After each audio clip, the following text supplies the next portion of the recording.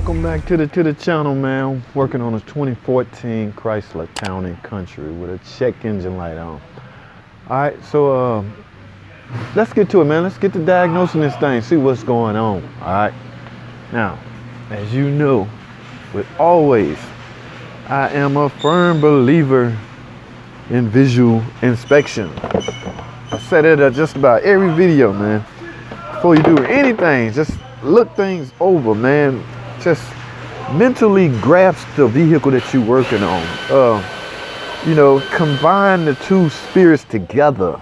You know what I'm saying? Make it yours for this time period that you're gonna use trying to figure out what's wrong with it. I don't even know the fault code yet, but I am looking this thing over. That's just a habit that I've had for the last 10, 15 years. All right, so visual inspection done. Not really, that wasn't much of an inspection, but when I say visual inspection, I mean just looking things over to see what's going on.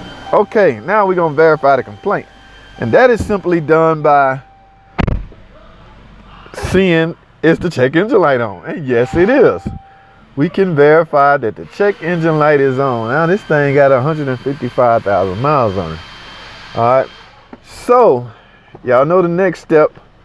That's right, my patented Chrysler scan tool, very mobile, very mobile. All right, let me plug this thing in, go over to my patented computer. My good friend Joe Leaper, for some reason I gotta say that now, he be tripping, and go see what's going on. All right, let's get with it, man. Okay, here we are, 2014 Chrysler Town and Country. Now I can see I got a fault code and PCM. So let's click that and see what code do we have. And the fault code is DTC P0430. That stands for CAT System Efficiency Failure Threshold Bank 2. All right, that's on the Bank 2 CAT. Okay, now let's go back to the car and see what is going on. Okay, now I've done countless videos explaining how to determine which side Bank 2 or Bank 1 is on. As with most engine, I had to refrain from saying all engine when I found out there was you know, some crazier engines out there that I'm not familiar with. So I refused to comment on them until I found out about them.